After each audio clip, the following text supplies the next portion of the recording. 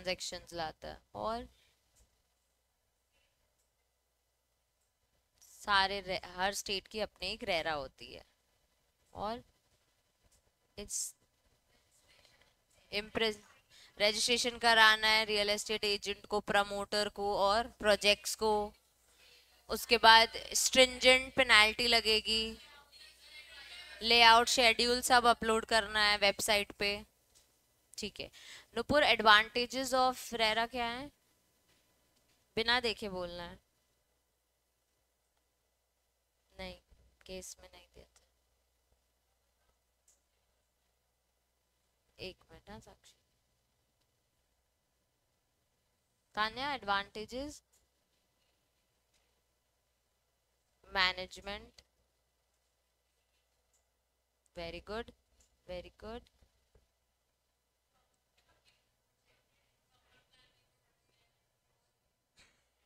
Good, good. देखो, पढ़ के आई है कि अभी देखा?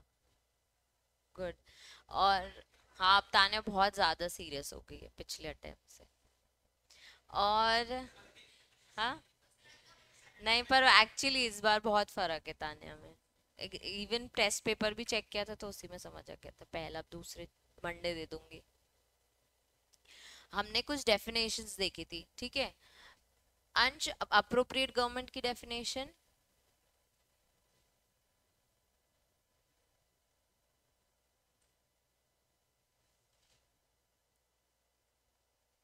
अपने मन से थोड़ी पूछूंगी यार मैं, है ही नहीं इसमें। जिसमें ये था कि यूटी की गवर्नमेंट होगी विदाउट लेजिस्लेचर, तो क्या था उसमें?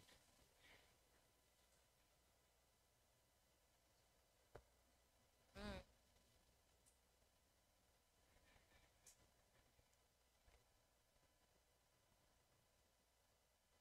हाँ। कौन सी ministry? Union territory without legislature central government, union territory Puducherry की पुडुचेरी गवर्नमेंट, स्टेट लेवल की स्टेट गवर्नमेंट, और दिल्ली की मिनिस्ट्री ऑफ अर्बन डेवलपमेंट। ठीक है। साक्षी, कार्पेट एरिया क्या होता है? Floor area.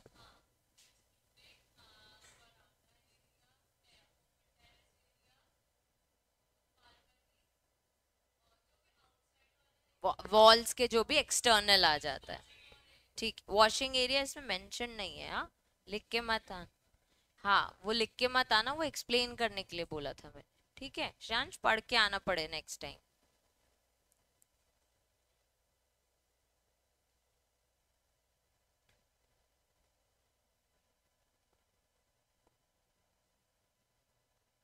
चलो, अब हम आ जाते हैं डायरेक्टली रियल एस्टेट। जितने भी प्रोजेक्ट्स हैं, एजेंट्स हैं और खुद जो प्रमोटर्स हैं, उनको रजिस्ट्रेशन होना बहुत जरूरी है। क्यों जरूरी है? ताकि फ्रॉड और डिलेज ना हो, मिसलीड ना करें वो प्राइसिंग को लेके। ठीक है, और जो शेड्यूल टाइम पे वो दे रहे हैं प्रोजेक्ट को कंप्लीट करने का, उसी टाइम पे वो खत्म हो, तो बेसिकली कोई भी रीजन से डिले ना हो, इसलिए उनको रजिस्ट्रेशन करने का जरूरी है। सॉफ्ट लॉन्च, प्री लॉन्च, ये सब भी करना अलाउड नहीं है अनलेस यू आर रजिस्टर्ड। आप रजिस्टर होगे उसके बाद ही आप अपने प्लॉट को, अपार्टमेंट को या बिल्डिंग को लॉन्च कर सकते हो। ठीक है। अब प्रमोटर की डेफिनेशन, जिया। प्रमोटर कौन होते हैं? करते हैं जो,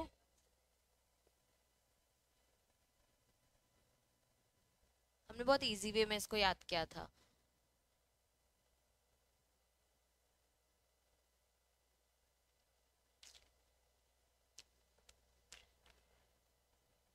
and something apex was there. Ananya,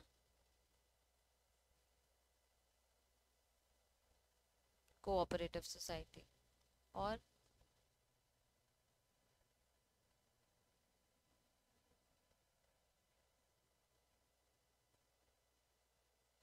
जल्दी पढ़ो, अब भी पढ़ो, पढ़ के नहीं आते तुम लोग।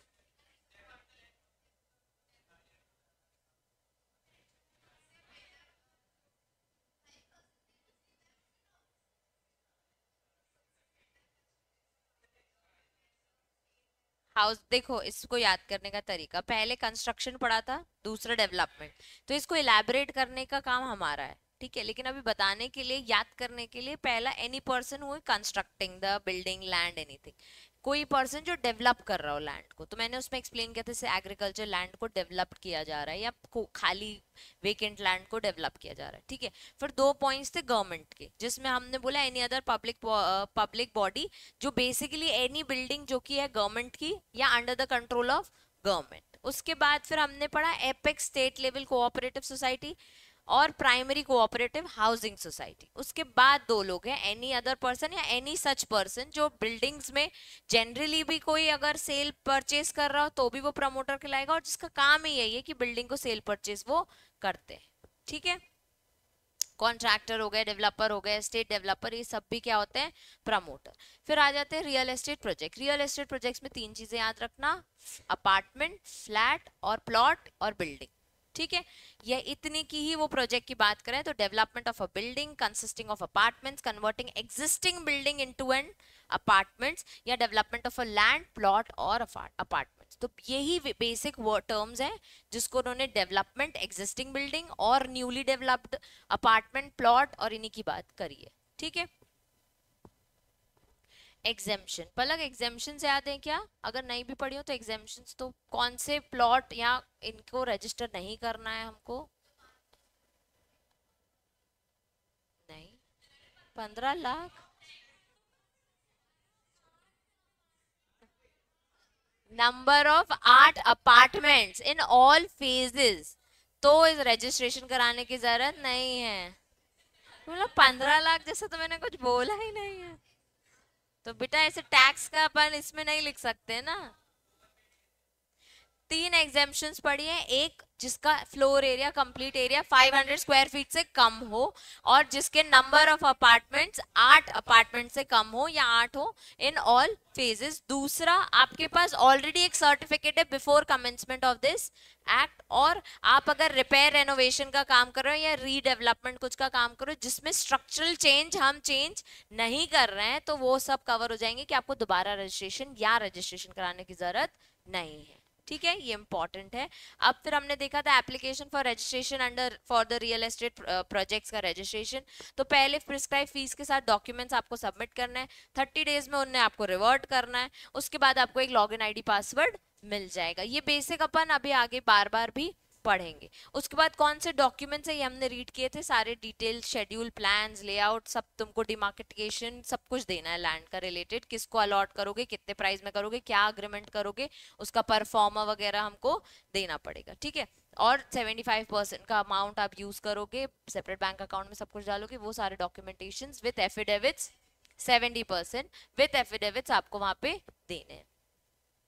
फिर हमने पढ़ा था last topic, granting of registration bye the authority. जैसे आपने application the with in 30 days या तो वो आपको ग्रांट कर देंगे सर्टिफिकेट या रिजेक्ट कर देंगे।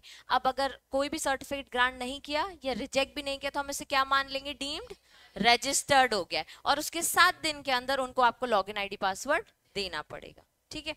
अब आ जाता है एक्सटेंशन। हमने पढ़ा था कि आप एक शेड्यूल टाइम देंगे, उस टाइम पे आपको कंप्लीट कर देना है, लेकिन कुछ रीजन से आप अगर अपना प्लॉट कंप्लीट नहीं कर पाए, उसको हम बोलते हैं, वो रीजंस को हम बोलते हैं फोर्स मेजॉर। फोर्स मेजॉर यानी वॉर या फिर कोई कलैमिटी आ गई, फ्लड आ गया, अगर ये सारी चीजें आ गई तो हम आपको अलाउ करेंगे थोड़ा पीरियड ऑफ एक्सटेंशन, कि आपने अगर प्रॉमिस किया था, आपने अगर टाइमलाइन दी थी कि 3 साल में आप ये बिल्डिंग को पूरा कंप्लीट कर दोगे, पर क्योंकि वॉर आ गया, फ्लड आ गया या कोई नेचुरल कलैमिटी आ गई, कोई डिस्ट्रक्शन आ गया जिसकी वजह से आप कंप्लीट नहीं कर पाए, तो हम आपको एक्सटेंशन प्रोवाइड कर सकते हैं। Delay in handing of project by the developer within the stipulated time has been a major woe of a buyer, hence has been major trigger of promulgation of this act। मतलब ये act का purpose ही यही था कि timeline में वो interest of the consumers, ठीक है। अब hence at the time of registration developer has to specify the timeline during which he will complete and hand over the project to the buyer। मतलब जब रजिस्ट्रेशन करा रहा था वो प्रोजेक्ट का, तब उसने बता देना है कि कितने टाइम पीरियड में वो प्रोजेक्ट को कंप्लीट करके दे देगा और हैंड ओवर भी दे देगा। अगर वो फुलफिल नहीं कर पाया टाइमलाइन में, तो मैंने तुमको क्या बताया था कि क्या करती है गवर्नमेंट, किसी और गवर्नमेंट पर्सन को दे देती है, तो उसमें लिख दिया उन्होंने सेक्शन 7 और 8 में जो लिखा है वैसे होगा। तो जस्ट नीचे हम पढ़ेंगे सेक्शन 7 और 8, उसमें यही चीज मेंशन्ड है। तो अगर टाइमलाइन के टाइम पे आप खत्म नहीं कर पाए प्रोजेक्ट, तो सेक्शन 7 और 8 फॉलो होगा, ठीक है। लेकिन an extension of the registration may be granted at sole discretion of the regulator due to force majeure, ठीक है। force majeure देखो नीचे लिखा हुआ है, a case of war, flood, drought, fire, cyclone, earthquake, any other calamity, ये बचपन में सारे साइंस में पढ़े हैं, ठीक है। तो अगर ये सारी चीजें हो गई तो वो आपको एक्सटेंशन टाइम दे सकते हैं, लेकिन सोल डिस्क्रिशन मतलब क्लियर सोल डिसीजन किसका होगा, हमारे रेरा रेगुलेटर का ही, ठीक है। वैसे आपको कभी भी एक्सटेंशन नहीं मिलेगा, हम आपसे रजिस्ट्रेशन रिवोक कर लेंगे, हम आपसे प्रोजेक्ट रिवोक कर लेंगे, किसी और को दे देंगे, वो इसे कंप्लीट करेगा। लेकिन फोर्स मेजर होता है तो हम आपको एक्सटेंशन दे सकते हैं। रिवोक मतलब वापस ले लेना, ठीक है।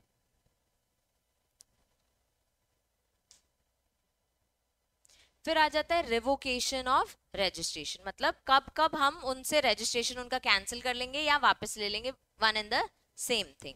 The authority on receipt of a complain, या तो आपके अगर कोई कंप्लेन आई है या फिर सुओ मोटो, जैसे मैंने मार्क किया ना वैसे ही पढ़ना, रिवाइज करने में बहुत ईजी होगा, ठीक है।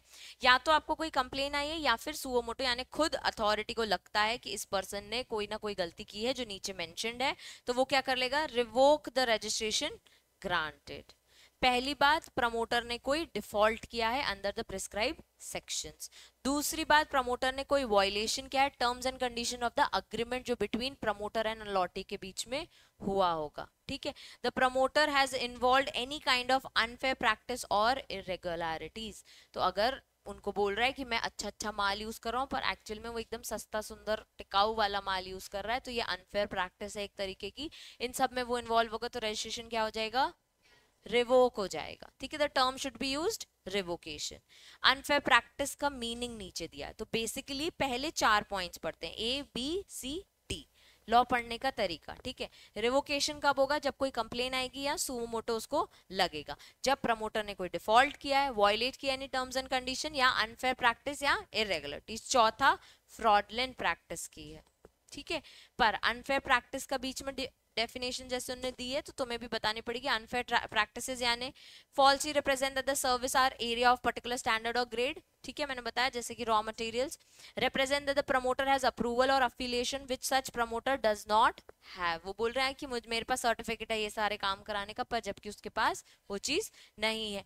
मेक अ फॉल्स और misleading representation concerning the services, बोल रहा है मैं आपको मॉड्यूलर किचन बना के दूंगा, बाथरूम में बाथ टब है, शार है, पर ये सब मिसलीडिंग है, इससे अट्रैक्ट हो गए हम और हमने खरीद लिया, पर एक्चुअल में वो ऐसी कोई सर्विस प्रोवाइड नहीं करने वाला है, तो ये क्या हो गया, अनफेयर ट्रेड प्रैक्टिस, ठीक है।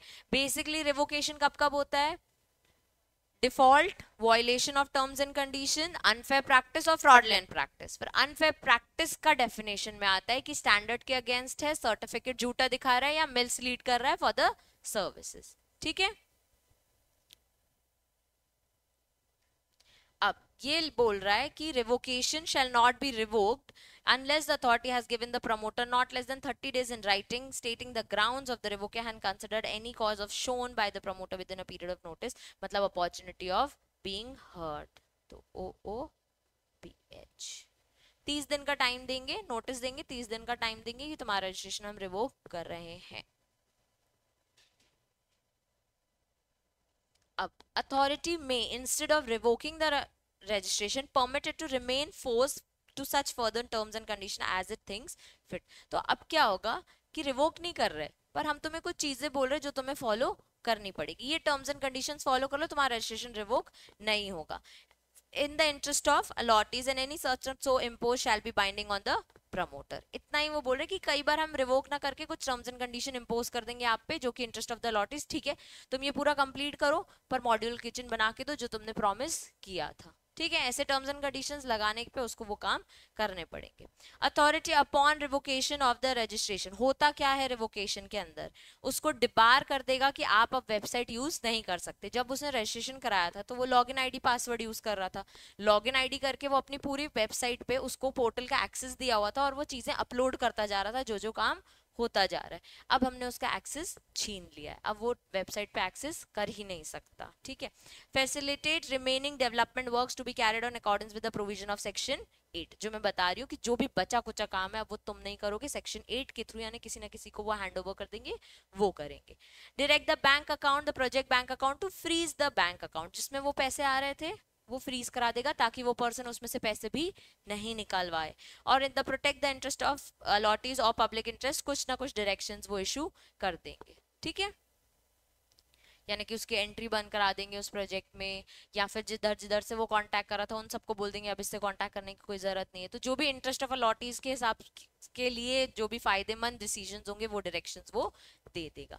तो रिवोकेशन 4 चीजों के लिए होता है, और रिवोकेशन में क्या होता है, वेबसाइट एक्सेस करने नहीं मिलती, बैंक अकाउंट फ्रीज हो जाता है, और आपको अब डेवलपमेंट ऑफ द प्रोजेक्ट आपके हाथ में नहीं होता है, सेक्शन 8 में होता है, और protect of the interest of allotted. क्या डी फ्रीजिंग मतलब फिर वापस उसको हटा देना, फ्रीज करना मतलब बैंक अकाउंट को होल्ड करा देना, डी फ्रीजिंग यानी अब बैंक अकाउंट को चालू करा देना, वो भी चाहें तो वो करवा सकते हैं। ठीक है।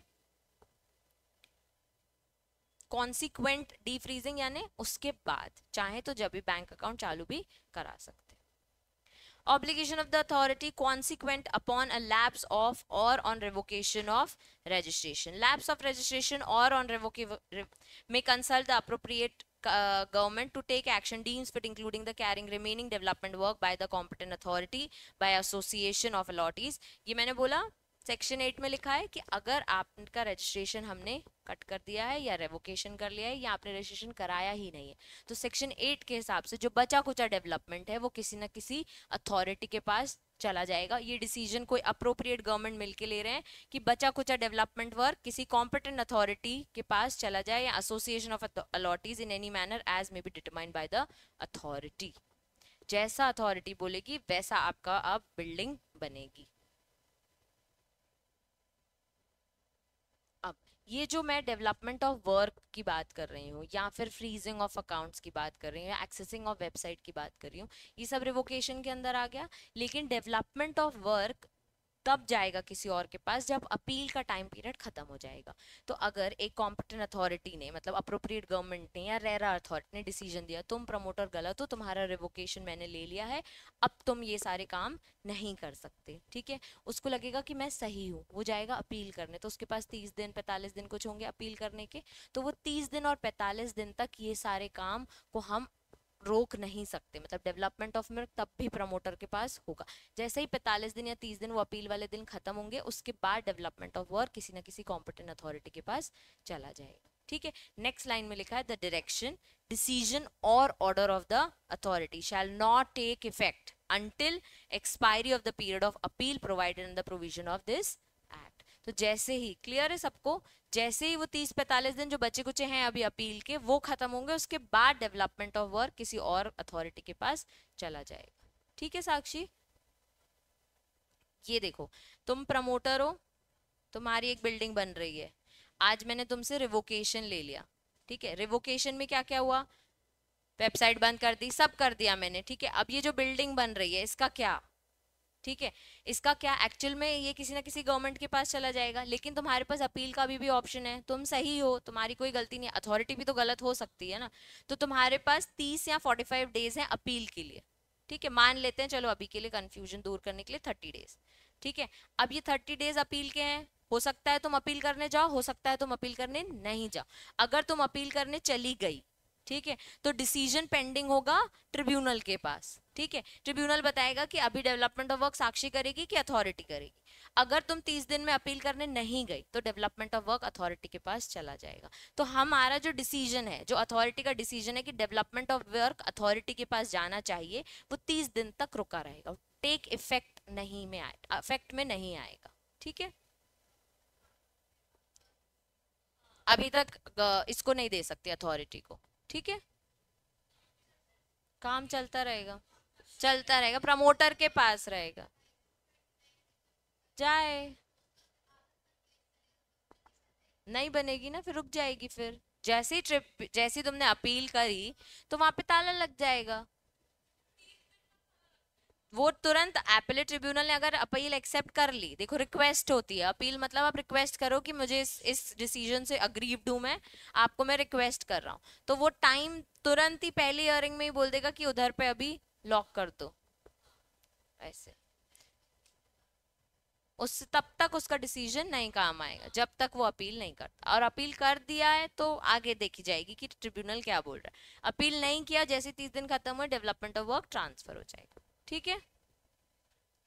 चलो, रियल एस्टेट एजेंट्स, अभी प्रोजेक्ट्स पढ़ा था, अब एजेंट्स, प्रमोटर की डेफिनेशन देख लिया, अब एजेंट्स। एजेंट्स कौन होते हैं?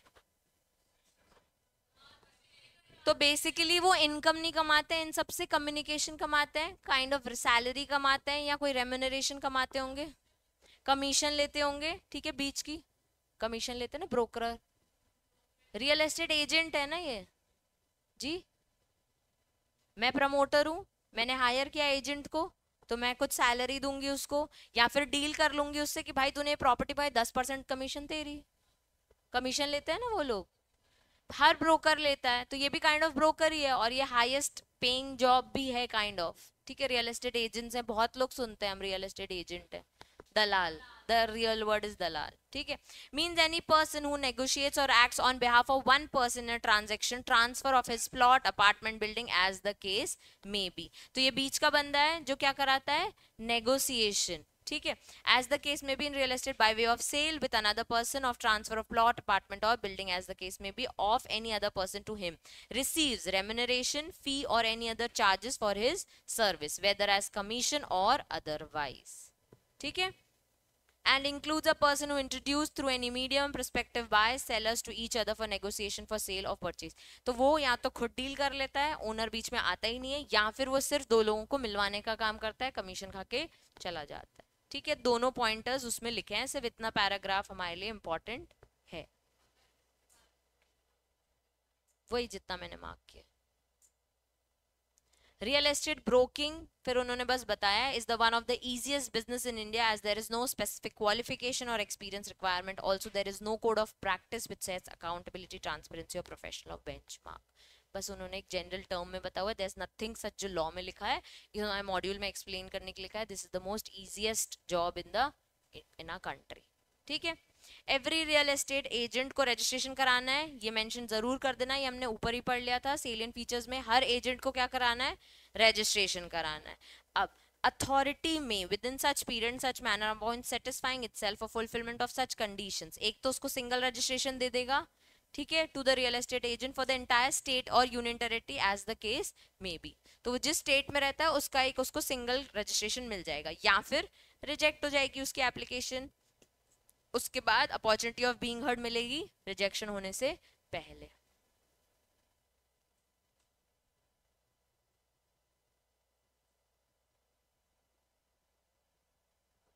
क्लियर है, इजी था ये भी, इंपॉर्टेंट है, मार्क कर लेना इसको। हाँ, फंक्शंस भी उसके नीचे। अब functions of real estate agent, क्या करता है रियल एस्टेट एजेंट, अभी वो पैराग्राफ में पढ़ा, नेगोशिएट कराता है, मीडिएटर का काम करता है, कमीशन रिसीव करता है, बेसिकली सेल परचेज करा के देता है, ठीक है। Every real estate agent which is not service shall not facilitated, पहली बात तो उसको रजिस्ट्रेशन कराना है, बिना रजिस्ट्रेशन के आगे वो प्रोसीड नहीं कर सकता with transfer of sale of property for any other person, ठीक है।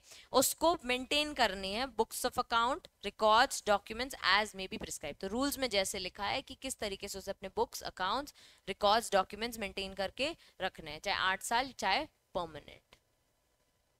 Every real estate agent not to involve himself in unfair trade practices, namely किस टाइप की practices से इन्वॉल्व नहीं होना है, पहली बात जो अभी अपन ने ऊपर पढ़ा सेम चीज, अनफेयर ट्रेड प्रैक्टिस का मीनिंग, कहीं पे झूठी स्टैंडर्ड ना दिखाए, ठीक है, बिना ये ना बोले कि प्रमोटर के पास ये चीज का सर्टिफिकेट या अप्रूवल है, ना ही ये बोले कि उसने कोई भी सर्विसेज मतलब फॉल्स या मिसलीड ना करे, कोई भी चीजें छुपाए नहीं, for permitting publication of advertisement in newspaper or otherwise that are not intended to be offered, ऐसी कोई सर्विस भी न्यूज़पेपर में ना डलवाए जो ऑफर नहीं की जाएंगी, ठीक है।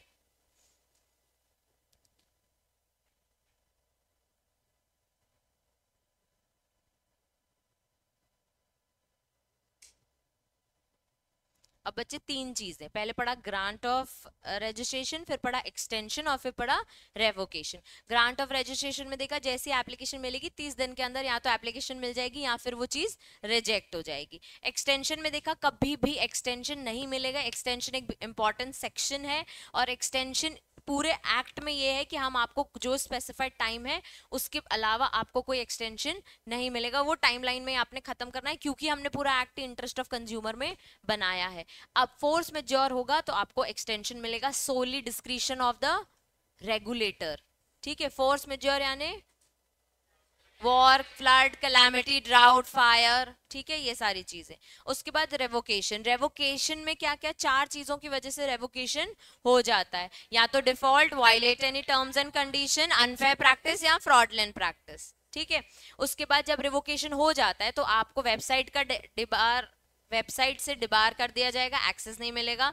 डेवलपमेंट वर्क किसी और अथॉरिटी के पास, बैंक अकाउंट फ्रीज हो जाएगा, protection of interest of consumers के लिए कोई ना कोई डायरेक्शंस आपको मिलेंगे। रिवोकेशन होने के बाद सारा काम किसी न किसी अथॉरिटी के पास जाएगा, अपील होने तक, वो अपील होने के टाइमलाइन तक वो इफेक्ट में नहीं आएगा। उसके बाद हमने नया टॉपिक देखा रियल एस्टेट एजेंट्स, वो लोग होते हैं जो नेगोशिएशन कराते हैं किसी और पर्सन की प्रॉपर्टी का सेल, ट्रांसफर या बिल्डिंग, अपार्टमेंट और प्लॉट का ट्रांसफर कराते हैं। बेसिकली एक मीडिएटर होते हैं, नेगोशिएशन कराते हैं, इसके लिए कोई सैलरी, रेम्युनरेशन, फी या कमीशन चार्ज करते हैं। ठीक है, ये लोग भी बिना रजिस्ट्रेशन के आगे फैसिलिटेट नहीं कर सकते, या तो सिंगल रजिस्ट्रेशन मिल जाएगा या रिजेक्शन हो जाएगा, उसके बाद रिजेक्शन होने के लिए अपॉर्चुनिटी ऑफ बीइंग हर्ड मिलेगी। इसके फंक्शंस में बुक्स ऑफ अकाउंट मेंटेन करें और किसी भी अनफेयर ट्रेड प्रैक्टिस में इन्वॉल्व नहीं हो। अब आ जाते हैं functions and duties of promoter, important mark कर लो। अब इतना सारा पढ़ लिया तो मुझे बताओ वन बाय वन क्या करेगा प्रमोटर, क्या फंक्शंस होने चाहिए प्रमोटर। पहला एक एक करके बोलते हैं, रजिस्ट्रेशन करवाना जरूरी है, दूसरा डिटेल्स ऑफ द प्रोजेक्ट, ठीक है, टाइमलाइन देना कब खत्म कर दोगे, अपडेट करते रहना वेदर प्रोसीजर क्या, प्रोसीड कितना किया आपके प्रोजेक्ट ने, सब कुछ वेबसाइट पे अपलोड करना,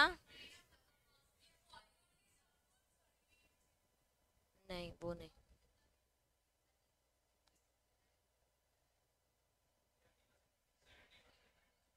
सेपरेट बैंक अकाउंट और 70%, नंबर ऑफ फ्लॉट्स और नंबर ऑफ फेजेस कितने बन रहे हैं, अपार्टमेंट्स कितने बन, ठीक है, इंजीनियर, आर्किटेक्ट, इन सबसे आपका प्रॉपर कॉन्ट्रैक्ट होना चाहिए, डिजाइनिंग, लेआउट प्लान अपलोड करना है। फंक्शंस, ड्यूटीज,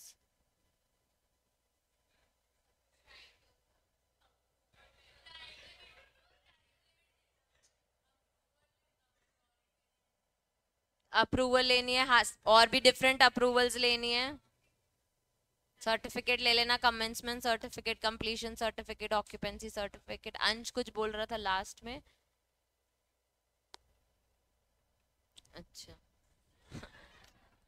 चलो, पहली बात कि रजिस्ट्रेशन करा लेना है, दूसरा क्वार्टरली अप टू डेट देना है, list of numbers, types of apartments और प्लॉट्स कितने हैं, क्वार्टरली अपडेट देना है कितने गराज बुक हो गए हैं, क्वार्टरली अपडेट देना है लिस्ट ऑफ अप्रूवल्स जो तुम लोगों ने मुझे बताया अभी पेंडिंग है वो भी बता दो, क्वार्टरली अपडेट देना है स्टेटस ऑफ द प्रोजेक्ट और सच अदर इंफॉर्मेशन और डॉक्यूमेंट्स एज में बी स्पेसिफाइड। याद करने का तरीका, सबसे पहले याद करो रजिस्ट्रेशन देना है, फिर एक वर्ड याद कर लो quarterly up to date, quarterly up to date समझते हो, एवरी 3 मंथ्स में अपडेट करना है, तो पहला अपडेट देना है लिस्ट ऑफ नंबर्स और टाइप्स ऑफ अपार्टमेंट्स और प्लॉट्स, दूसरा अपडेट देना है कितने गराजेस बुक हो गए, थर्ड क्वार्टरली अपडेट देना है कितने अप्रूवल्स ले लिए, कितने अप्रूवल्स पेंडिंग है, फिर लास्ट एक देना है quarterly update status of the project. Clear?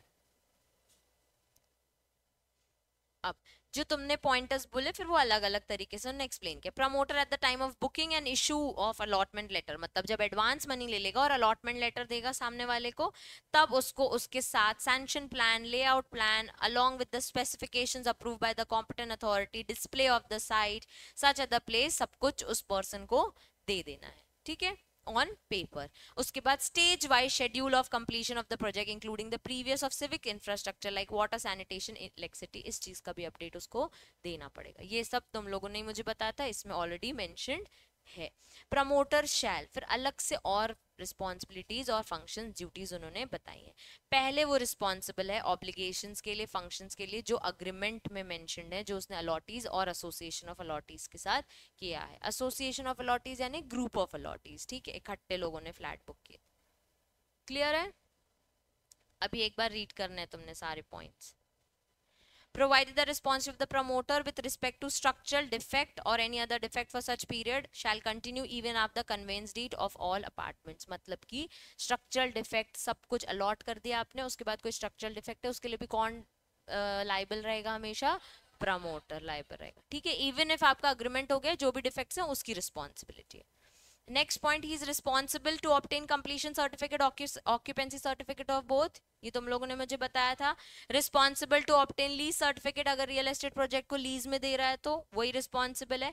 Maintenance of essential services और reasonable charges till taking over the maintenance of the project. जब तक मैं वहां रहने नहीं जाऊंगी तब तक सारे मेंटेनेंस चार्जेस प्रमोटर पे करेगा. Enable of formation of an association, society और कोऑपरेटिव सोसाइटी. अब बिल्डिंग खड़ी कर दी, उसको रजिस्ट्रेशन एज सोसाइटी भी प्रमोटर ही कराएगा. Execute a registered conveyance deed of the apartment, plot और building in the favour of allottees. जो भी अग्रीमेंट ड्राफ्टिंग वगैरह होगी, डीड वगैरह बनाने का काम भी किसका है? प्रमोटर का. पे आउट, जितने भी आउट गोइंग चार्जेस होंगे until he transverse the plot, apartment of building, सारे चार्जेस कौन पे करेगा? प्रमोटर पे करेगा. उस पे मैंने मार्क कर दिया आउट गोइंग चार्ज यानी कौन? Land cost, ground rent, municipal charges, local taxes, water, electricity, maintenance charges, सारे तब तक के बिल विल तब तक के कौन भरेगा? प्रमोटर भरेगा. और जब तक ट्रांसफर नहीं हो जाता he will shall be the continue to liable for all such outgoing expenses. जैसे ही उसने execution of agreement of sale कर लिया है उसके बाद वो प्रॉपर्टी को मॉर्टगेज या किसी भी टाइप ऑफ चार्ज में नहीं डाल सकता, इसके लिए वो रिस्पॉन्सिबल है. वो कैंसिल भी तब कर सकता है as per the terms of agreement of sale. अब बहुत सारे पॉइंटर्स हो गए. पहले हमको 5-6 फंक्शंस है वो बताना है कि क्वार्टरली अपडेट करना है आपको 4-5 चीजों के लिए और रजिस्ट्रेशन कराना है. उसके बाद जैसे आप अलॉटमेंट लेटर दे दोगे या इश्यू कर दोगे अपना प्लॉट तो 2 चीजें करनी, सारा plan, sanction plan, layout, design सब दे देना है और टाइम टू टाइम शेड्यूल का अपडेट दे देना है कि स्टेज वाइज कैसे डेवलपमेंट हो रहा है. उसके बाद कुछ चीजें हैं जो आप के लिए रिस्पॉन्सिबिलिटीज हैं. आप रिस्पॉन्सिबल हो वो सारे टर्म्स के लिए जो अग्रीमेंट में मेंशन्ड है. आप रिस्पॉन्सिबल हो कंप्लीशन सर्टिफिकेट और ऑक्यूपेंसी सर्टिफिकेट और लीज सर्टिफिकेट लेने के लिए. आप रिस्पॉन्सिबल हो असेंशियल सर्विसेज के मेंटेनेंस के चार्जेस भी पे करने के लिए. जितने आउटगोइंग चार्जेस है उसके लिए भी रिस्पॉन्सिबल कौन है? प्रमोटर है. उसके बाद कन्वेंस डीड का एग्जीक्यूशन के लिए भी कौन रिस्पॉन्सिबल है? प्रमोटर है. जैसे ही डीड एग्जीक्यूट हो गई तो प्रॉपर्टी को चार्ज या मॉर्टगेज पे नहीं रखना है, इसके लिए भी प्रमोटर रिस्पॉन्सिबल है. जब तक प्रॉपर्टी ट्रांसफर नहीं हो जाती promoter shall continue be responsible for maintenance charges and outgoing charges. Even after नहीं, इवन आफ्टर द, हाँ लिखा है the promoter shall be liable even after transfer to pay outgoing penal charges if any authority to whom they are payable and, मतलब अभी pending है तो and he is liable for the cost of any legal procedure which may be taken thereof by such authority और person. अभी अगर payment बाकी है तुमने ही नहीं किया और बोल रहे हो अब तुमको ट्रांसफर हो गया अब तुम पे करो, तो नहीं, तुम्हारी ड्यूटी थी तुम ही पे करो. ठीक है, जितने भी प्रीवियस चार्जेस हैं, मकान बिक गया और प्रीवियस चार्जेस अभी भी पेन होना बाकी है तो वही पर्सन पे करेगा यानी प्रमोटर ही पे करेगा. ठीक है, तो ये क्या होता है? स्ट्रैटेजी होती है. मकान बनाया, चार्जेस हैं शुरू में 200, इलेक्ट्रिसिटी बिल जितना जितना आ रहा था आप भरते जा रहे थे, 1000 रुपए जैसे ही हो गया तो आपने क्या किया? मकान बेच दिया. तो ये प्रीवियस बिल बाकी है ना, अभी ये प्रीवियस मंथ का बिल भी प्रमोटर भरेगा. ठीक है, अगर पूरा सेंटेंस देखोगे तो ऐसे लिखा है the promoter shall continue to bill even after the transfer of property to pay outgoing charges if any the authority or person to whom they are payable. ठीक है, फिर and से अलग लाइन. क्लियर है सबको सारे points? Obligation of the promoter regarding veracity of advertisement of prospectus, मतलब जो भी तुम ऐड कर रहे हो उसकी ट्रूथनेस में, उसकी सच्चाई के लिए कौन लायबल है? खुद प्रमोटर। उसमें कुछ भी गलत अगर तुमने लिखा, उससे अगर कोई लॉस और डैमेज टू द कंज्यूमर हुआ तो तुम्हें कॉम्पनसेशन क्लियरली पे करना पड़ेगा। ठीक है, अगर तुमने कुछ प्रोस्पेक्टस में मेंशन किया है और वो फुलफिल नहीं हुआ है तो हम चाहें तो अपना पैसा वापस ले सकते हैं विथ इंटरेस्ट। ठीक है, समझ आ गया? नेक्स्ट है no deposit advance to be taken by the promoter before first entering into agreement और सेल। लाइन से ही समझ आ रहा है? अभी हमने पढ़ लिया रजिस्ट्रेशन तुम्हें करा लेना है, फिर तुमने कोई एडवांस वगैरह या डिपॉजिट नहीं कराना है सेपरेट बैंक अकाउंट में जब तक तुम्हारा कोई अग्रीमेंट नहीं हो जाता। Adherence to sanction plan and project specification of the promoter, यानी तुमने जो प्लान बनाया उसे तुम्हें अडहर यानी उसे तुम्हें फॉलो करना ही पड़ेगा कि इस टाइमलाइन पे ये चीजें खत्म होंगी। अभी रीड कर लो दोनों pointers.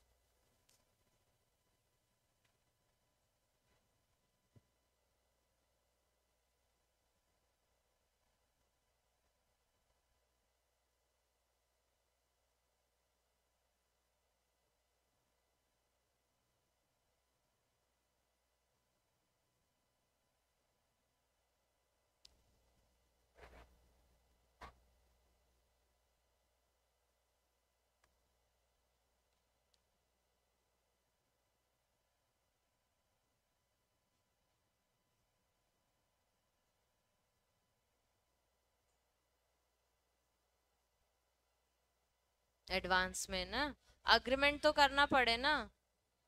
Shell not accept,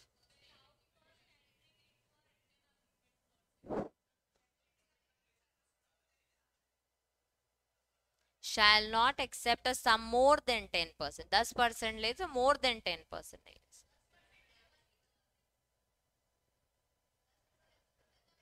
token amount लेते हैं ना अपन, कि अभी आप देख के गए हो बुक करोगे कि नहीं तो टोकन अमाउंट दे दो, तो 10% में टोकन अमाउंट ही आ जाता है। उसके लिए अग्रीमेंट, कभी रेंट पे प्रॉपर्टी ली है तो टोकन अमाउंट जो देते हैं वो बिना अग्रीमेंट के ही देते हैं, और अग्रीमेंट नहीं हुआ तो टोकन अमाउंट उस पर्सन का हो जाता है, वो वापस नहीं होता है। वो अगर आपकी पहचान हो, आपके अच्छे व्यवहार हो तो ही वापस होता है, वरना नहीं होता है। जैसे घर देखने गई मैं, ठीक है, अब रेंट के लिए नहीं, खरीदने देखने गई, बहुत सारे घर है, देखने गई, वो ही बोल रही, भाग जाते हैं लोग। एक घर देखने गई, मुझे पसंद आया घर, ठीक है, ऐसा जेन्युइनली भी हुआ है लोगों के साथ। घर पसंद आया, बोला टोकन अमाउंट ले लो 50,000, हम ही इसको करेंगे, अपन रजिस्ट्री अग्रीमेंट करा लेते हैं। अपन ने 50,000 दे दिए। 10 दिन बाद मुझे एक और घर पसंद आ गया। अब मैं उससे मांगने भी जाऊंगी ना 50,000, तो वो हो सकता है वो दे नहीं दे, व्यवहार अच्छे होंगे तो दे देगा, बाकी लोग नहीं देते। ठीक है, तो वो जो 10% है, अब वो प्रॉपर्टी होगी 50 लाख की, उसका 10% 50,000, तो वो पे किया तो किया, उसमें रजिस्ट्रेशन और अग्रीमेंट करने की जरूरत नहीं है, वो उसने मेंशन कर दिया है। क्लियर है? जब रेंट पे भी देने जाते हो तो 2,000 रुपए 3,000 रुपए टोकन अमाउंट दे के आते हो, फिर 10 घर देखते हो, वो 2,000 3,000 चले जाते हैं, अगर दूसरा पसंद आ गया हो तो वापस नहीं आते वो पैसे। टोकन मनी मुझे नहीं पता, पगड़ी तुम लोग किस टर्म को बोल रहे हो? इनिशियल, तो वो डिपॉजिट होता है, वो सिक्योरिटी डिपॉजिट की बात हो रही है। हाँ, वो ईयरली होती है, वो आपने अगर कुछ गड़बड़ की है उनके इवेंट उसके प्रॉपर्टी में तो वो उसमें से कट ऑफ होती है। तो जब आप रेंट पे भी प्रॉपर्टी लेते हो तब भी डिपॉजिट देते हो, तो that is called a security deposit. मेरे फादर के मुंह से भी मैंने पगड़ी नहीं सुनी, इसलिए मुझे पता नहीं। चलो, मैं भी दुकान वाले हूँ यहाँ। पढ़ लिया? सैंक्शन वाले में मैंने कुछ मार्किंग्स की है। अडहेरेंस टू सैंक्शन प्लान, मतलब इसमें इसमें बताया गया है कि कोई भी ऑल्टरेशंस, कोई भी एडिशनल चीजें आप बिना कंसेंट ऑफ द अलॉटी उस प्रॉपर्टी में मत करो। ठीक है, माइनर कुछ ऑल्टरेशंस है तो ठीक है, जैसे प्लांट यहाँ नहीं रखेंगे, यहाँ रखेंगे, डाइनिंग टेबल में लिविंग एरिया हम इसको बोलेंगे, इसको हम डाइनिंग एरिया, दिस इज ठीक, इसमें कुछ स्ट्रक्चरल चेंज नहीं हो रहा है, ये माइनर चेंजेस है। लेकिन अगर आपको कुछ स्ट्रक्चरल चेंजेस करने हैं तो वो चीजों विदाउट कंसेंट नहीं होगी। अब रीड करो।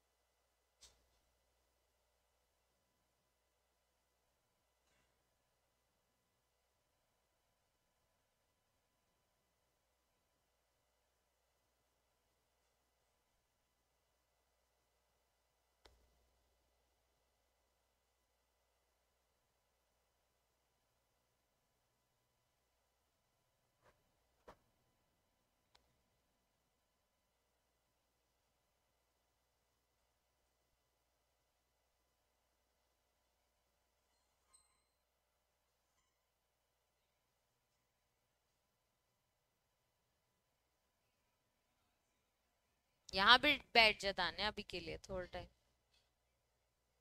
हाँ मैं बता रही हूँ। वो बेसिकली नेटवर्क्स के लिए रहता है। तो आपको नेटवर्क्स जो हमें चाहिए होते हैं एक घर के अंदर, तो वो नेटवर्क टार होते हैं ना, उसके हिसाब से अभी तो बहुत डेवलपमेंट्स हो गए हैं। पर जब लॉ बना था तो नेटवर्क टास्क के हिसाब से हमें अपनी प्रॉपर्टी बनानी पड़ती थी कि उस घर में भी नेटवर्क्स आ जाएं फोन के, तो वो इसलिए बना रहे इनग्रेस और अग्रेस, नेटवर्क बाहर भी जा सके और अंदर भी आ सके, both ways outgoing incoming callings हो सके ऐसा। उसके आगे और भी टर्म्स होंगे, बीम और वो सारी चीजें, समझ रहे हो? कहाँ कहाँ लिखा है यार, मैं भूल गई।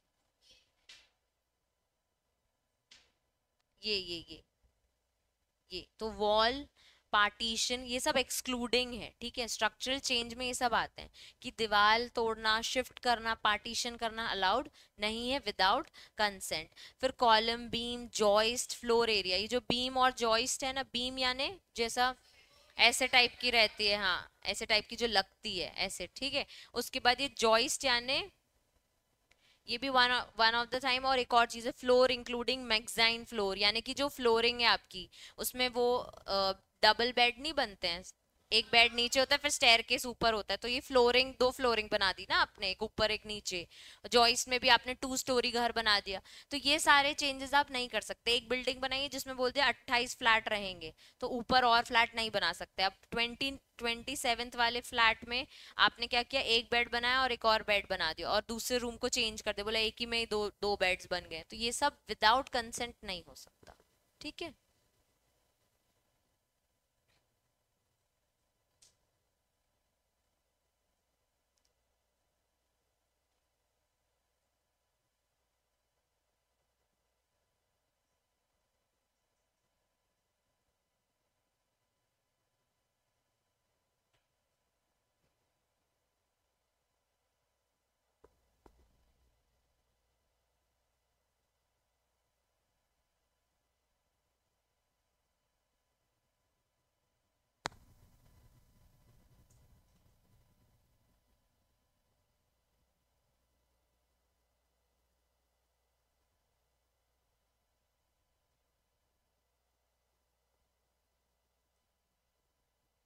डन। स्ट्रक्चरल डिफेक्ट सेक्शन 14 में बताया है कि स्ट्रक्चरल डिफेक्ट यानी क्या, और ये स्ट्रक्चरल डिफेक्ट अगर होते हैं तो प्रमोटर रिस्पॉन्सिबल होता है, ठीक है। यानी डिफेक्ट इन वर्कमैनशिप, लेबर ने कोई गलती की होगी, क्वालिटी या प्रोविजन ऑफ सर्विस और any other obligation of the promoter as per the agreement for sale. इसको जित जैसे ही आपने हैंड ओवर किया उसके 5 साल तक के लिए रिस्पॉन्सिबल कौन रहता है, खुद प्रमोटर, ठीक है। तो तब तक कोई भी गड़बड़ी आई तो प्रमोटर उसे संभाल लेगा। Obligation of the promoter in case of a transfer of real estate project to a third party. The promoter shall not transfer or assign his major rights and liabilities in respect of real estate project to a third party without obtaining a prior consent of 2/3 of the allottees. मतलब मैं promoter हूँ, मैं building बना रही थी, अब मेरा interest नहीं आ रहा, मैं नहीं बना पा रही हूँ, या मेरे कहीं और कमिटमेंट्स हैं, तो मैं इस चीज को किसी और को ट्रांसफर नहीं कर सकती। मेरे ट्रस्ट पे तुमने सबने यहाँ पे इन्वेस्ट किया हुआ था इधर पे प्रॉपर्टी, अगर मुझे इसे किसी और को हैंड ओवर करना है या ट्रांसफर करना है अपने राइट्स एंड लाइबिलिटीज, तो मुझे 2/3 ऑफ द अलॉटी से परमिशन लेनी पड़ेगी, ठीक है। यानी 75 लोगों से, 75%। Obligation of the promoter regarding the insurance, insurance कराने की जिम्मेदारी भी किसकी होती है, प्रमोटर की। अभी रीड करो।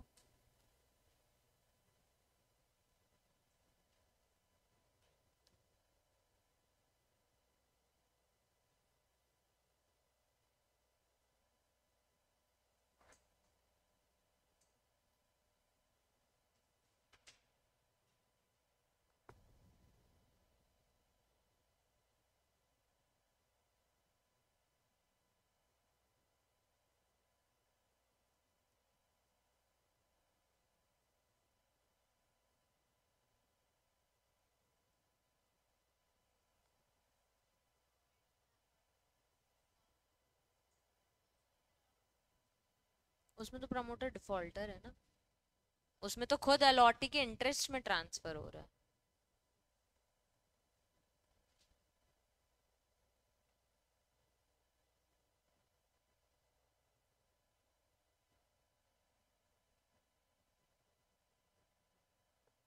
ठीक है। नीचे ट्रांसफर ऑफ टाइटल रखा है। ट्रांसफर ऑफ टाइटल यानी कोई भी अपार्टमेंट प्लॉट और बिल्डिंग किसी और को ट्रांसफर कर रही है, बेच रही हूँ, तो एक कन्वेंस डीड बनानी है। वही चीज मेंशन्ड है कि एग्जीक्यूट करना है रजिस्टर्ड कन्वेंस डीड, यानी रजिस्टर होना चाहिए in favour of allottee along with undivided proportionate title in common areas to the association of the allotee or the competent authority as the case may be, handing over the physical possession of plot, apartment or building as the case may be to the allottees। मतलब flat तो मैं आपको दे ही रही हूँ, उसके बाद कहीं ना कहीं कॉमन एरिया में, लिफ्ट में, स्टेयरकेस में, आज बाहर के वरांडास में, नीचे वाले एरियाज में, सब में मेरा कहीं ना कहीं राइट है, तो वो भी मैं अपने आप को मतलब ट्रांसफर कर रही हूँ विद एन कन्वेंस डीड। ठीक है। रिटर्न ऑफ अमाउंट और कॉम्पनसेशन। अब अगर प्रमोटर ने टाइम पे कंप्लीट नहीं किया या फिर जो भी मैंने पेमेंट किया हुआ था, इन्वेस्टमेंट किया हुआ था, उसमें उसने मुझे पोजेशन नहीं दिया, तो in accordance with the terms and agreement, agreement में था कि आप इतना पैसा दोगे, 6 महीने में घर आपका। अग्रीमेंट में जो भी हमने डिस्कशंस किया था, कब कब दोगे, क्या क्या लिख के दोगे, क्या क्या पोजेशन में कवर होगा, वो सारी चीजें अगर उसने नहीं की, तो मेरे पास क्या राइट है, मेरा पैसा वापस करो विथ इंटरेस्ट। ठीक है। Due to discontinuance of his business as a developer, account और सस्पेंशन और revocation of the registration of the, जो तुमको वहां पे प्रोजेक्ट के लिए मिला था, अब तुमने क्या किया, बिल्डिंग बनाते बनाते डिसकंटिन्यू कर दिया, बिल्डिंग बनाई नहीं, और मैंने पैसा लगाया था तुम पे, ठीक है, तो मुझे विड्रॉ करने का राइट है। ही शैल बी, यानी promoter shall be liable on demand of the allottee, यानी कि यहाँ पे क्या कर रहा है, अलॉटी डिमांड कर रहा है कि मेरा पैसा तुम वापस दो, विड्रॉ कर रहा हूं मैं तुमसे प्रोजेक्ट, और मुझे इतना इतना पैसा वापस चाहिए with interest at such rate as may be prescribed on behalf of the compensation, जो रूल्स में प्रिस्क्राइब्ड होगा वो इंटरेस्ट पे आपको पैसा वापस मिलेगा। where the allotee does not intend to withdraw the project, generally यार 10%, 9% रूल्स में ना आए दिन अपडेट आते रहते हैं इसको लेके। ठीक है। अब अगर मैं प्रोजेक्ट से विड्रॉ नहीं करना चाहती हूँ, मेरे को तो घर चाहिए, तो फिर क्या होगा, he shall be paid by the promoter interest of every month of delay till the handing over the possession. देखो, एक बिल्डिंग बनाई, बोला था 6 महीने में आपको घर मिल जाएंगे, ठीक है, 6 महीने हो गए, साल हो गया, ठीक है, मतलब 1 ईयर के बाद एक पर्सन ने, हाँ 6 महीने और हो गए, एक पर्सन ने बोला कि मेरे को मेरा पैसा दो विथ इंटरेस्ट। नहीं, सुनो, ये चुपचाप पैसा लेके अपना निकल गया, जो भी कॉम्पनसेशन अमाउंट था ना उसके हिसाब से अपन ने इंटरेस्ट कैलकुलेट किया और इसने जो इन्वेस्ट किया था वो लेके निकल गया। एक पर्सन बोल रहा है कि मुझे पैसा नहीं, मुझे मेरा घर चाहिए, तो इसको घर भी मिलेगा और जो 6 महीने का डिले हुआ है ना उसका इंटरेस्ट मिलेगा बस। ठीक है, तो इसने पैसे वापस नहीं लिए, इसने प्रोजेक्ट से विड्रॉ नहीं किया है, इसको घर मिलेगा। जिसको जो चाहिए यार, किसी और को वही पैसे पे घर अच्छा मिल रहा है तो वो लेके निकलता बने और तुरंत तुरंत आपको हैंड ओवर मिल जाएगा, यहाँ उसको शायद थोड़ा और रुकना पड़े।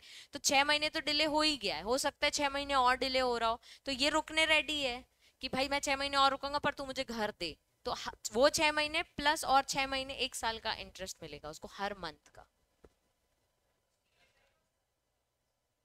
जितना मंथ डिले करेगा, डे नहीं, मंथ, एवरी मंथ। देखो, पहले लिखा है कि उसने डिमांड की है, लॉटी ने फर्स्ट पैराग्राफ में डिमांड की है, तो और उसने विश की है कि मुझे प्रोजेक्ट से विड्रॉ करना है without prejudice to any other remedy, मुझे और कुछ नहीं चाहिए, मुझे ये प्रोजेक्ट से काम नहीं करना है, मेरा पैसा रिटर्न करो और अपार्टमेंट प्लॉट जो भी जिसका भी मैंने पे किया था with interest at such rate as may be prescribe. अगर उसने विड्रॉ नहीं किया, he does not wish to withdraw the project, he shall be paid by the promoter interest of every month of delay till handing over the possession. मतलब घर तो वो लेगा लेकिन हर महीने का इंटरेस्ट भी लेगा एज सच रेट में बी प्रिस्क्राइब्ड। ठीक है,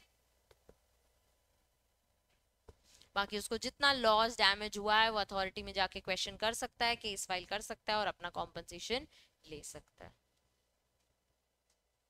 अब जैसे हमने प्रमोटर के फंक्शंस एंड ड्यूटीज पढ़े थे, वैसे कुछ अलॉटीज की भी ड्यूटीज होंगी और कुछ राइट्स होंगे। ठीक है, जहां जहां पढ़ा था कि सैंक्शन प्लान देना चाहिए, वहां राइट आके सैंक्शन प्लान मिलना चाहिए।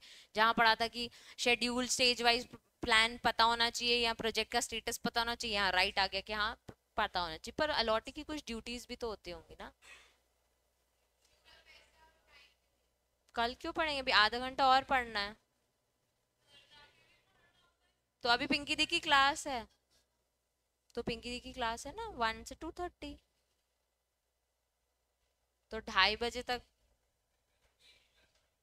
नहीं, 1 बजे तक है, उसके बाद दूसरी क्लास।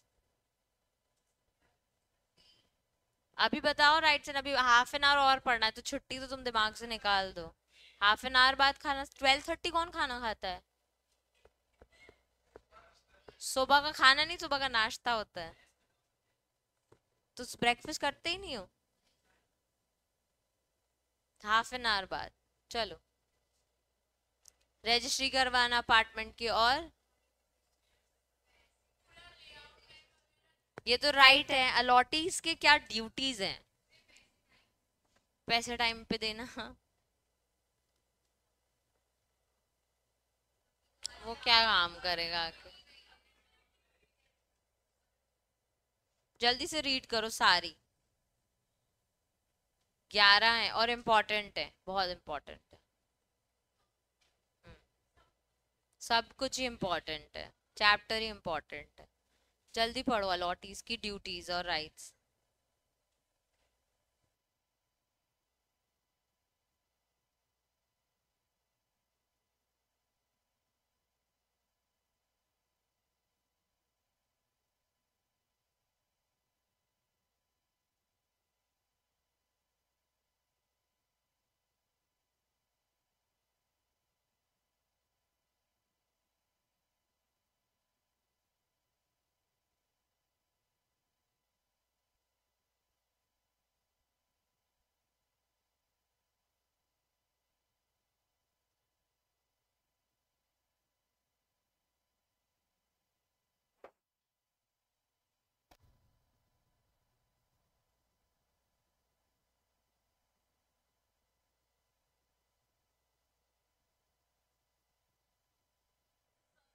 चलो, टू लाउड।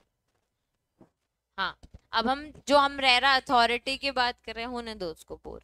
जो हम रेरा अथॉरिटी की बात कर रहे हैं, वो स्टैब्लिश कैसे होती है, उसमें कौन कौन लोग होते हैं? जैसे हमने सीसीआई के बारे में पढ़ा, वो jurisdiction, competition, consumer protection act के तीन तीन डिपार्टमेंट्स पढ़े, state level, national level, district level.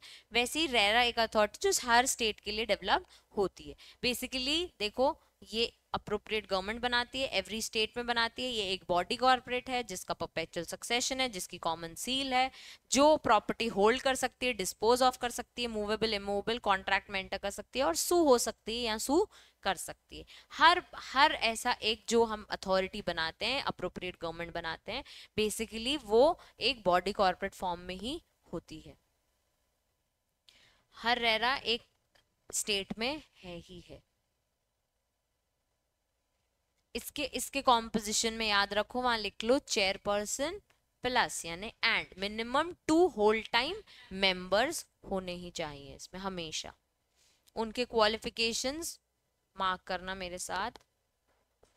जो पर्सन है, chairperson and other members, selection committee बताएगी कि एटलीस्ट उसमें एक chief justice of the high court, यानी आपके स्टेट के जो चीफ जस्टिस है, उसके नॉमिनी या वो खुद, या secretary of a department dealing with housing and law secretary in such manner as may be prescribe, जिसके पास एडुकेट नॉलेज और प्रोफेशनल एक्सपीरियंस होना चाहिए ऑफ एटलीस्ट 20 years। ठीक है, in the case of chairperson तो हमने बोला है एक चेयरपर्सन होना चाहिए। ठीक है, वो क्या होना चाहिए? Chief justice of high court या फिर उसके नॉमिनी। फिर सेक्रेटरी ऑफ अ डिपार्टमेंट जो कि dealing in law and housing society. ठीक है, हाउसिंग एंड लॉ सेक्रेटरी के होने चाहिए। उसके बाद एडिक्वेट नॉलेज और प्रोफेशनल एक्सपीरियंस कितने साल का? 20 साल का। कॉम्पिटिशन एक्ट में कितने साल पड़ा था मेंबर्स के लिए? 15 साल। उसके बाद 15 years in case of members. Members के पास 15 years का एक्सपीरियंस होना चाहिए। कहाँ कहाँ का? Urban development, housing, real estate development, infrastructure, economics, technical expertise, relevant field जिसमें planning, law, commerce, accountancy, industry, management, social service, public affairs and administration होना चाहिए। अभी एक बार ये क्वालिफिकेशन रीड करो।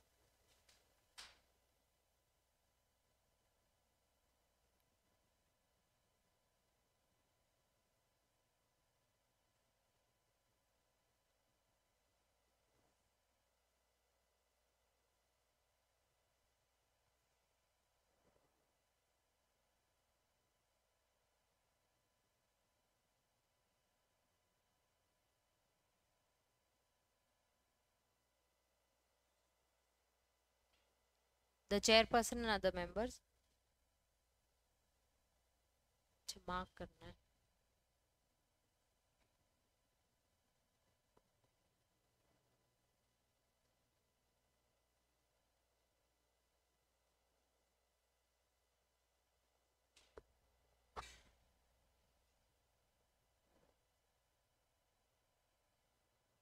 डन।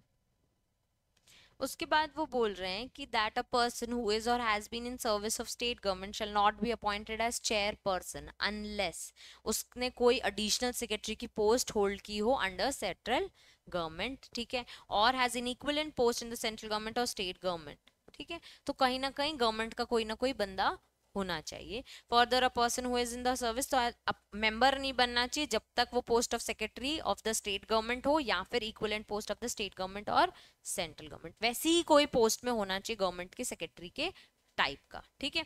अब इनका टर्म ऑफ ऑफिस क्या होना चाहिए, या तो 5 साल या 65 years, which ever is earlier, और रीअपॉइंटमेंट अलाउड नहीं है, मतलब एक बार ऐसी नौकरी मिलेगी उसके बाद नहीं मिलेगी।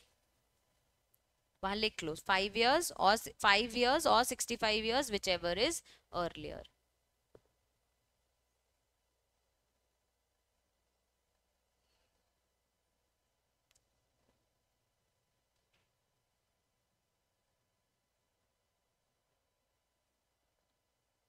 हमने ये डिस्कस किया था कि कोई भी प्रमोटर या अलॉटी आपस में कुछ डिस्प्यूट्स हो, किसी ना किसी से उसको दिक्कत हो, तो अथॉरिटी में जाके कंप्लेन फाइल कर सकता है। तो filing of complain with the authority और एजुकेशन ऑफिसर, तो कोई भी अग्रीव पर्सन जहां उसको लग रहा है कि प्रमोटर ने, अलॉटी ने या रियल एस्टेट एजेंट ने हमारे साथ कोई फ्रॉड किया है, वायलेशन ऑफ एनी प्रोविजंस है अग्रीमेंट के अगेंस्ट गया है, तो हम अथॉरिटी को क्या कर सकते हैं, कंप्लेन कर सकते हैं। फंक्शंस ऑफ अथॉरिटी जो हमने बनाई है, बेसिकली वो growth, promotion of health, transparency, efficiency of competent real estate sector के लिए बनी हुई है। तो उसके फंक्शंस क्या होंगे, पहला इंटरेस्ट ऑफ द अलॉटीज को प्रोटेक्ट करे, single window system, real estate agent लिखा है तो protect the interest of allottees, promoter and real estate agents. क्यों, इनके अगेंस्ट गलत नहीं हो सकता कुछ, इन लोग भी तो अग्रीव्ड हो सकते हैं ना किसी चीज से, और इन अथॉरिटी को कंप्लेन कर सकते हैं। अलॉटी ने पेमेंट नहीं किया, अलॉटी ने डिले इन पेमेंट किया या पेमेंट नहीं किया और बुक करने की बात कर रहा है, तो प्रमोटर के अगेंस्ट हो रहा है ना गलत। बोथ वेज, एजेंट्स के साथ भी गलत हो सकता है, प्रमोटर उसको कमीशन नहीं दे रहा, फीस नहीं दे रहा, रेम्यूनरेशन नहीं दे रहा, तो तीनों के ही प्रोटेक्शन, रियल एस्टेट सेक्टर में जो जो लोग हैं उनके प्रोटेक्शन के लिए हमने रेरा अथॉरिटी बनाई है ना। सिंगल विंडो सिस्टम है फॉर अप्रूवल एंड क्लियरेंस, तो जो भी रियल एस्टेट से दिक्कत है वो रेरा के पास जानी है, और कोई हमने इसके अलावा कोई जगह भी सुनी नहीं है। ये बड़ा ही creation of transparent and robust of grievance redressal mechanism, तो फास्ट हमने डिस्प्यूट रिड्रेसल मैकेनिज्म भी बनाया है। फिर हमने एनकरेज इन्वेस्टमेंट्स के मेजर्स बनाए हैं, लोगों को हम प्रमोट कर रहे हैं कि रियल एस्टेट सेक्टर में इन्वेस्ट करो। Encourage construction in an environmental sustainable affordable housing, promoting standardization, RERA के आने से आज हर कोई इस चीज को अफोर्ड करने के लिए केपेबल बनता जा रहा है, ठीक है। Encouraging grading of project various parameters of development, आपस में कंपटीशन लाके हमने बेटरमेंट ऑफ द कंट्री करने की कोशिश की है। फिर फैसिलिट एमिकेबल कंसिलिएशन ऑफ डिस्प्यूट, मतलब जितने भी डिस्प्यूट्स को रिजॉल्व करना है वो बड़ा ही फ्रेंडली वे में रिजॉल्व हो जाए और फास्ट हो। Facilitate digitalization of land record systems, आज एक क्लिक पे, एक वेबसाइट पे आपको लैंड्स की सारी डिटेल्स, प्रोजेक्ट्स की सारी डिटेल्स मिल सकती है, तो हमने इसको डिजिटलाइज भी किया है। Advise the appropriate government in matters relating to development of real estate sectors, तो हमने गवर्नमेंट को, हमने पढ़ा है कॉम्पिटिशन एडवोकेसी, इसमें भी आएगी एडवोकेसी एंड अवेयरनेस, तो अप्रोप्रिएट गवर्नमेंट को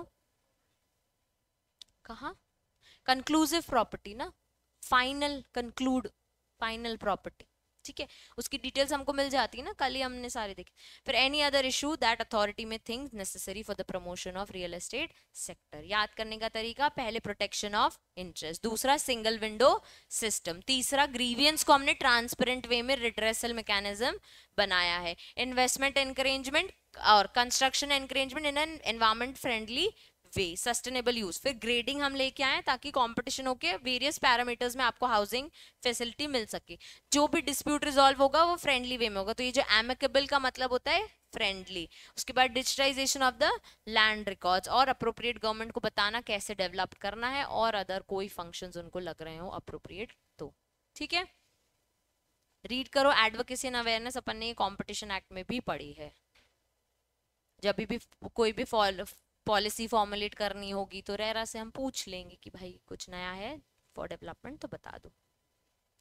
ओपिनियन देने वाली बात जो अपन ने पढ़ी है, 60 डेज ही है इसमें भी, वही बाइंडिंग नहीं होता। सेम चीज है। हाँ, रीड मतलब ये नहीं कि इम्पोर्टेंट नहीं है, रीड मतलब अभी रीड करना है।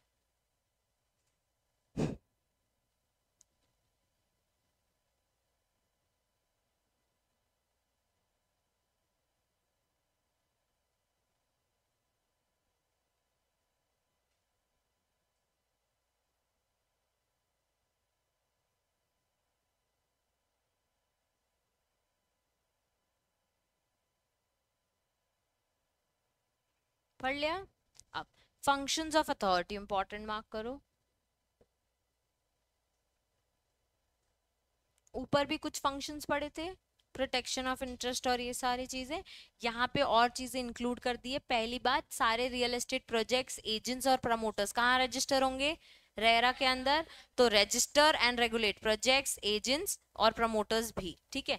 Publish and maintain website of records for public viewing. ठीक है, तो वेबसाइट भी कौन मेंटेन करेगा? रेरा। फिर मेंटेन डेटाबेस, और उसमें लिस्ट ऑफ डिफॉल्टर्स, में कल मैं बोल रही थी कि लिस्ट ऑफ डिफॉल्टर्स भी उसमें आ जाती कि ये लोग डिफॉल्टर्स हैं, इन प्रमोटर्स को हमने रिमूव किया है, तो वो भी उसे मेंटेन करना है। सेम डेटाबेस उसको रियल एस्टेट एजेंट्स की करनी है विद देयर फोटोग्राफ्स। उसके बाद fix through regulations for such areas under standard fees to be levied to the allotted. हाँ, fees to be levied allottees or the promoters or the real estate as the case may be। अब ये area state wise रहता है RERA, तो हर एक state की अपनी एक फीस हो सकती है। आपको प्रोजेक्ट रजिस्टर करना है, इतनी फीस। आप बीइंग प्रमोटर रजिस्टर हो रहे हो, इतनी फीस। एजेंट रजिस्टर हो रहा है, इतनी फीस। अलॉटी एंटर कर रहा है वेबसाइट में, तो इतनी फीस। हर कोई अपनी फीस डिसाइड कर सकता है और उसे रेगुलेट कर सकता है। Ensure the compliance of the obligation cast upon promoters, allottees और रियल एस्टेट एजेंट्स। तो कंप्लायंस भी इंश्योर कौन करेगा? रेरा। जितने ऑर्डर्स हैं, रेगुलेशंस हैं, सर्कुलर्स हैं, डायरेक्शंस हैं, उनको इंश्योर करना कि वो लोग सब कंप्लाई कर रहे हैं कि नहीं। जैसे इंटरेस्ट रेट की बात, अगर मैं नया इंटरेस्ट रेट ला रही हूँ तो उसे सब कंप्लाई कर रहे हैं कि नहीं, ये भी एक फंक्शन है रेरा का। और perform such other function as the authority में इंटरेस्ट। ठीक है। फिर कुछ फंक्शंस हमने रिपीट देखे। रजिस्टर करना, ठीक है। उसके बाद फिर वेबसाइट मेंटेन करना, डेटाबेस मेंटेन करना, जिसमें डिफॉल्टर्स का भी और एजेंट्स का भी। रेगुलेशंस में फिक्स करना क्या फीस चार्ज होगी फॉर एवरीबडी फॉर रजिस्ट्रेशन अपने अपने जुरिस्डिक्शन। कंप्लायंसेस को इंश्योर करना, ऑर्डर्स डायरेक्शंस कंप्लाई कर रहे हैं लोग, उसको इंश्योर कराने की जिम्मेदारी रेरा की। अब कुछ पॉइंटर्स है बच्चे। Power of the authority to call for information and conduct investigation. ये हमने प्रीवियस कुछ एक्ट्स में भी पढ़े हैं कि अगर रेरा अथॉरिटी है तो वो चाहे तो जब भी एक रीजनेबल टाइमलाइन में एंटर कर सकती है, इन्वेस्टिगेट कर सकती है, इन्फॉर्मेशन बुला सकती है, क्वेश्चनर कर सकती है। ऐसे ही इंटरिम ऑर्डर्स इशू कर सकती है कि ये प्रोजेक्ट में ये चीज नहीं हुई है, ये इंटरिम ऑर्डर है। डायरेक्शंस इशू कर सकती है, और पावर ऑफ अथॉरिटी भी दिया है जिसमें वो पेनाल्टी इंपोज कर सकती है। नेचुरल जस्टिस के लिए कोई भी डायरेक्शंस दे सकती है, और जब भी उसको अप्रोप्रिएट लगेगा वो रेस कर लेगा कोई action, omission, practice, procedure that कोई अप्रिशिएबल इफेक्ट हो रहा है उसको प्रिवेंट कर सकती है, या फिर मोनोपोली सिचुएशंस में अपने आप को पुट अप कर सकती है और उस सिचुएशन से डील करके चीजों को, गलत चीजों को रिमूव कर सकती है। फिर रेटिफिकेशन, अपने ही ऑर्डर्स को रेटिफाई कर सकती है। ठीक है। जितने इंटरेस्ट, पेनाल्टी और कॉम्पनसेशन की हमने ऊपर बात की, उसकी रिकवरी की जिम्मेदारी भी रेरा की होती है। हमने तो बोल दिया कि अलॉटी ने बोल दिया कि आप मेरा पैसा रिटर्न करो, इतना इंटरेस्ट रिटर्न करो। प्रमोटर कर रहा है कि नहीं, इसकी जिम्मेदारी किसकी है? रेरा की। अगर प्रमोटर नहीं कर रहा है तो निकलवाने की जिम्मेदारी भी रेरा की है। ये कुछ पॉइंटर्स हैं जो तुम अभी पढ़ोगे। पार, इंटरिम ऑर्डर वाला, इन्वेस्टिगेशन वाला, अभी रीड करो सारे पॉइंटर्स। और लास्ट पॉइंट एक बार बस देख लो, रिस्पॉन्सिबिलिटी ऑफ रेगुलेटरी अथॉरिटी। वही चीजें लिखी, registration, extension, renewal, maintain a website, appoint one और मोर एजुकेशन ऑफिसर, रेगुलेशंस को नोटिफाई करे और रेकमेंड करे कैसे growth, healthy promotion, transparent of real estate sector का हो सकता है। ठीक है, इसको इंपॉर्टेंट मार्क करो। अब बच्चे फंक्शंस अलग दिए हैं, रिस्पॉन्सिबिलिटीज अलग दी हैं, rights and duties of allottees अलग दी हैं, प्रमोटर्स की ड्यूटीज अलग दी हैं। तुम्हारी रिस्पॉन्सिबिलिटी कल संडे जब भी इसको रिवाइज करोगे वहां एक स्टिकी नोट लगा दो। तुम्हें पता है हर जगह सेम पॉइंट आ रहा है, तुम ही मुझे बता रहे हो प्लान सेंशन करेगा, तो जिस हिंदी में तुम बता रहे हो उसी की बस टर्म्स लिख के रख लो, ताकि तुम्हें बार बार इतने बड़े बड़े सेंटेंस दोबारा रीड ना कर। ये लॉ में स्पेसिफाइड है, ठीक है, पर एक्ट का पर्टिकुलर कोई सेक्शन ऐसे क्लियर कट नहीं बोलता है, तो हम अपने ओन वर्ड्स में भी एक्सप्लेन कर सकते हैं, जैसे तुम मुझे अभी एक्सप्लेन कर रहे थे। तो अगर स्टिकी नोट लगा लोगे तो बेस्ट हो जाएगा। पिछले 3 एक्ट्स में भी मैंने ऐसे पेनाल्टीज के लिए तुमको बताया हुआ है, अगर लगाई है तो बेस्ट है, नहीं है तो कल कर लो, मंडे में ऐसे चेक कर लूंगी, ठीक है। तो इसके राइट्स, ड्यूटीज और फंक्शंस, रिस्पॉन्सिबिलिटीज एक स्टिकी नोट लगा के वन वन वर्ड बना के मेंशन करके इसको साइड कर दो, ठीक है। वो करने में इंटरेस्टिंग भी लगा। अभी ये 4-5 पैराग्राफ तुरंत पढ़ो।